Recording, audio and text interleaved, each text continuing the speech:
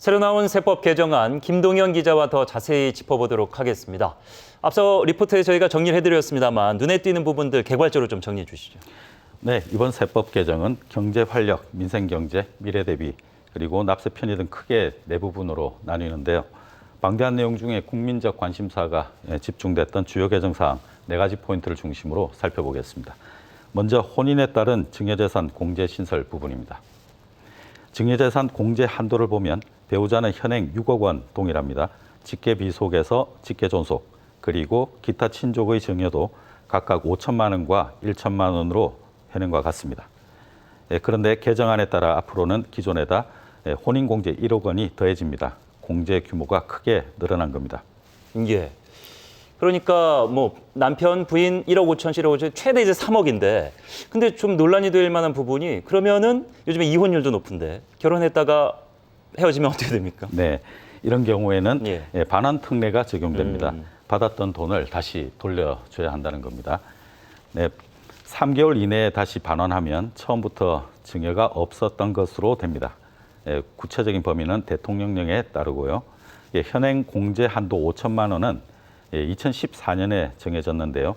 그동안 물가와 소득이 많이 올랐고 또 전셋집 마련 같은 결혼 비용 증가 등을 감안해서 제도를 마련했다고 정부는 설명했습니다. 또 우리나라 증여세 부담은 OECD 최고 수준인데요. 일본에 이어 세계 2위입니다. 부모 입장에서 자녀 결혼 비용을 지원하는 우리나라 현실과 해외 사례 등도 고려된 겁니다. 예. 일단 세금 혜택을 받고 결혼을 해서 자녀를 낳게 되면 이게 이제 아이를 낳으면 받는 혜택인데 자녀 장려금 이렇게 부르는군요. 범위와 금액이 좀 늘어났다고요? 네, 대상과 지급액이 확대됩니다. 네. 자녀 장려금 소득 상한 금액이 연소득 4천만 원에서 7천만 원으로 크게 오릅니다.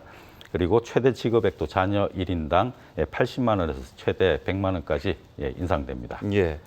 저는 이번 세법 개정에서 가장 눈에 띄는 부분이었는데 이제 중소기업들이 좀 반길 내용입니다. 가업 승계 과세가 대폭 완화됐습니다. 네, 그렇습니다. 원활한 가업 승계 지원을 위해 가업 승계 증여세 저율 과세 10% 구간에서 상향 조정해서 현행 60억 원에서 300억 원까지 높입니다. 네. 세금을 나눠낼 수 있는 연부 연납 기간도 5년에서 20년으로 크게 늘어납니다. 또 가업을 승계할 경우 증여재산 가액의 한도를 600억 원으로 정하고 상속할 때 합산 과세하기로 했습니다. 결과적으로 증여세를 많이 내려주는 셈입니다.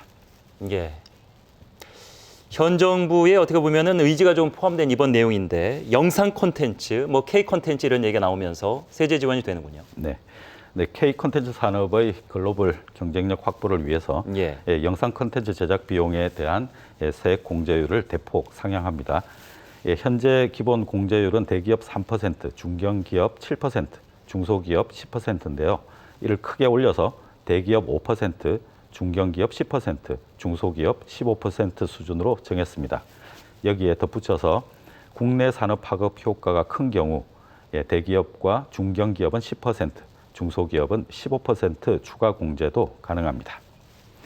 네, 이번에 170쪽에 달하는 이번 세법 개정안 내용 중에 주요 개정 사항 네 가지 포인트를 중심으로 살펴봤습니다. 예. 내용은 방대했습니다만은 전반적으로 이제 지난해 세법 개정안을 좀 다듬는 정도였다 이런 평가가 나오는 것 같은데 특히나 자녀 장려금의 해당 범위가 조금 늘고 20만 원 늘었다고 어느 정도 실효성이 있을 것이냐 이 물음표가 좀 붙었습니다. 지켜봐야 되겠습니다. 그렇습니다. 김동현 기자 수고 많았습니다.